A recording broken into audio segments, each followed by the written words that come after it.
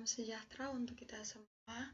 Pada video saya ini, saya akan mereview materi terkait mata kuliah Pendidikan Kewarganegaraan dari pertemuan 3 hingga pertemuan yang ke-7. Sebelum saya mereview materi-materi yang ada, pertama-tama saya akan memperkenalkan diri. Perkenalkan, nama saya Kori Alfaselan dengan nomor registrasi 2312237. Saya dari Fakultas Teknik, Program Studi Ilmu Komputer, Universitas Katolik Widya Mandiri. Baik, materi-materi yang akan direview pada video ini yaitu pertemuan 3 dengan judul Menjadi Warga Negara yang Baik dan Terdidik. Pada pertemuan 4 dengan judul Kewarganegaraan Membentuk Tata Sikap dan Nilai. Pertemuan kelima dengan judul Otonomi Daerah yang di dalamnya tentang keseimbangan, persatuan, dan kemandirian. Pertemuan 6 yaitu dengan judul Urgensi dan Tantangan Ketahanan Nasional dan Negara. Pada pertemuan ke-7 yaitu tentang dimensi dan ketahanan nasional. Kita mulai dari yang pertama, yaitu menjadi warga negara yang baik dan terdidik. Menjadi warga negara yang baik dan terdidik merupakan tanggung jawab setiap individu untuk berkontribusi dalam masyarakat dan bernegara. Berikut ada poin-poin utama untuk memahami bagaimana menjadi warga negara yang baik dan terdidik. Yang pertama yaitu pemahaman hukum dan hak asasi. Dalam pemahaman hukum dan hak asasi, kita harus mengetahui dan memahami hukum yang berlaku. Dan kita juga harus menghargai hak asasi manusia dan hak-hak warga negara lainnya. Yang kedua yaitu partisipasi dalam demokrasi. Dalam partisipasi dalam demokrasi, kita harus berpartisipasi aktif dalam proses demokrasi seperti pemilu. Dan kita juga harus menghargai perbedaan pendapat dan terlibat dalam diskusi yang konstruktif. Yang ketiga, pendidikan dan pengembangan diri. Dalam pendidikan dan pengembangan diri, kita harus terus meningkatkan pengetahuan dan keterampilan melalui pendidikan formal dan non-formal. Dan kita juga harus berusaha menjadi pribadi yang kritis, kreatif, dan inovatif. Yang keempat yaitu etika dan moralitas. Dalam etika dan moralitas, kita harus mempraktikkan nilai-nilai moral seperti kejujuran, tanggung jawab, dan toleransi. Dan kita juga harus menjadi teladan dalam perilaku sehari-hari. Yang kelima, kepedulian sosial dan lingkungan. Dalam kepedulian sosial dan lingkungan, kita harus berkontribusi dalam kegiatan sosial yang membantu komunitas. Dan kita juga harus peduli terhadap lingkungan dengan menjaga kebersihan dan keberlanjutan. Yang keenam, kesadaran akan keberagaman. Dalam kesadaran akan keberagaman, kita harus menghargai keberagaman budaya, agama, dan latar belakang sosial. Dan kita juga harus menjaga kerukunan dan mempromosikan inklusi. Dengan mengamalkan poin-poin ini, setiap individu dapat berperan aktif dalam membangun masyarakat yang lebih baik dan berkontribusi positif bagi perkembangan bangsa dan negara. Materi yang kedua yaitu kewarganegaraan membentuk tata sikap dan nilai. Kewarganegaraan berperan penting dalam membentuk tata sikap dan nilai individu dalam masyarakat. Berikut adalah poin-poin utama untuk memahami bagaimana kewarganegaraan membentuk tata sikap dan nilai. Yang pertama, kesadaran hukum dan ketaatan. Dalam kesadaran hukum dan ketaatan, kita harus memahami dan mematuhi aturan hukum yang berlaku. Dan kita juga harus mengembangkan sikap patuh dan tanggung jawab terhadap hukum. Yang kedua yaitu nilai demokratis. Dalam nilai demokratis, kita harus menghargai proses demokrasi dan berpartisipasi aktif dalam kehidupan politik. Dan kita juga harus menjunjung tinggi kebebasan berpendapat dan berkontribusi dalam pengambilan keputusan bersama. Yang ketiga adalah pendidikan karakter. Dalam pendidikan karakter, kita harus mendorong pengembangan karakter seperti kejujuran, integritas, dan kerja keras. Dan kita juga harus mengajarkan pentingnya etika dan moral dalam interaksi sehari. Yang keempat yaitu toleransi dan keberagaman. Dalam toleransi dan keberagaman, kita harus menghormati dan menerima perbedaan budaya, agama, dan pandangan. Dan kita juga harus mengembangkan sikap inklusif dan menghargai keberagaman dalam masyarakat. Yang kelima, kepedulian sosial. Dalam kepedulian sosial, kita harus menumbuhkan rasa empati dan solidaritas terhadap sesama warga negara. Dan kita juga harus mendorong partisipasi dalam kegiatan sosial dan pelayanan masyarakat. Yang keenam, kesadaran lingkungan.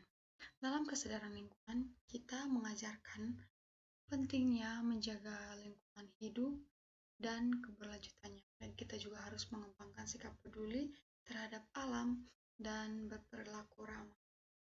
Melalui pemahaman dan pengamalan prinsip-prinsip kewarganegaraan ini, individu dapat membentuk tata sikap dan nilai yang positif yang pada gilirannya akan menciptakan masyarakat yang harmonis, adil, dan berkelanjutan.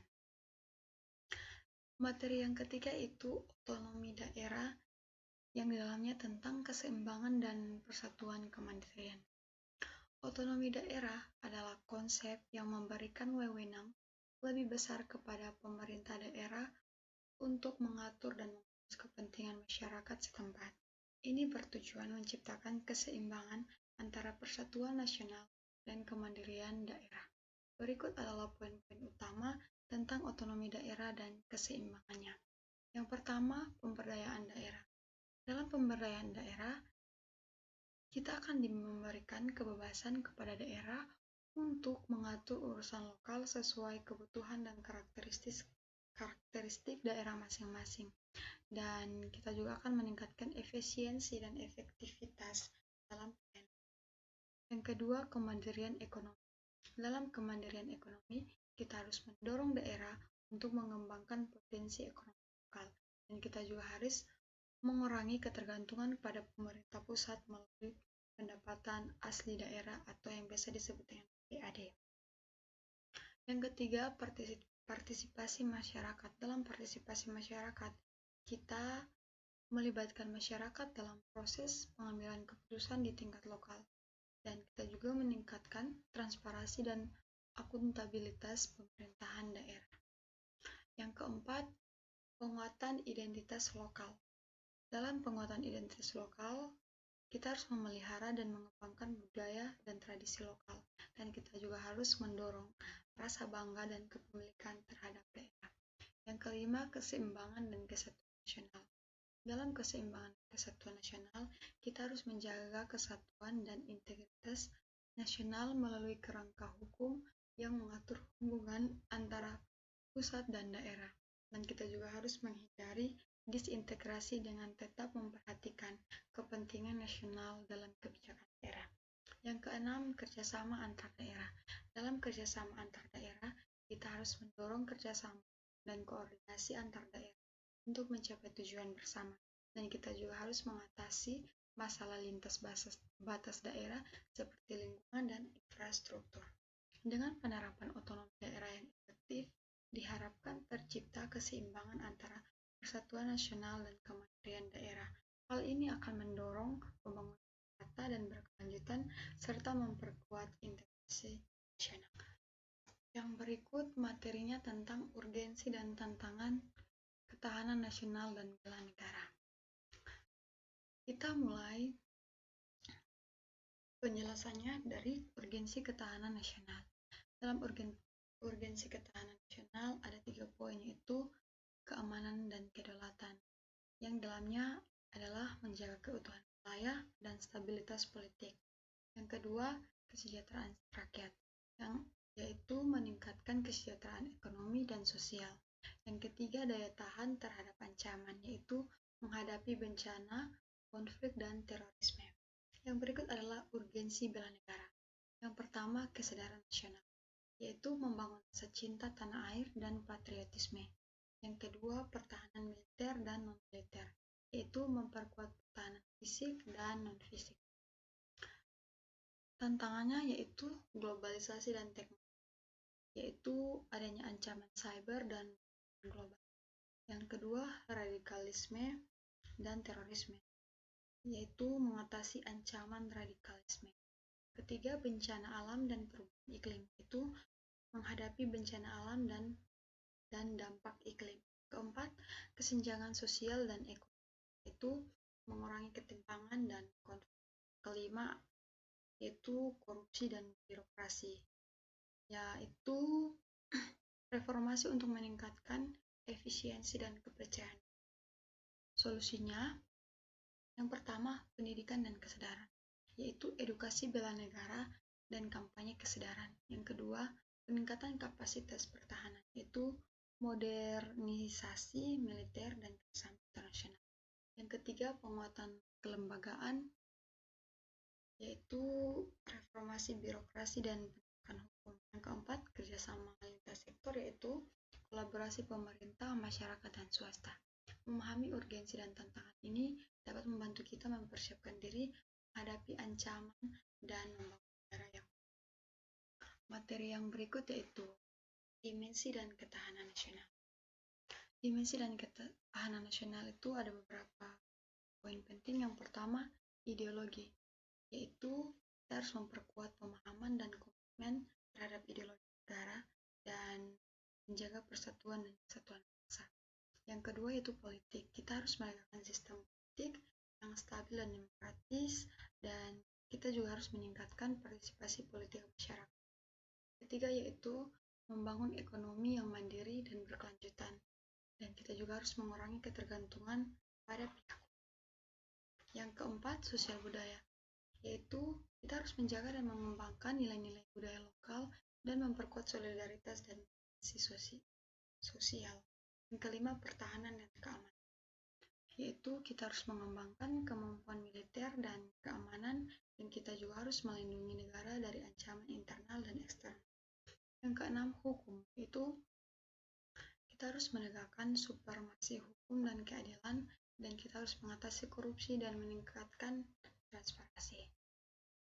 Yang berikut adalah ketahanan nasional. Ketahanan nasional adalah kemampuan suatu negara untuk menghadapi dan mengatasi berbagai ancaman, baik dari dalam maupun luar, guna menjaga kedaulatan, keutuhan, dan kesejahteraan bangsa.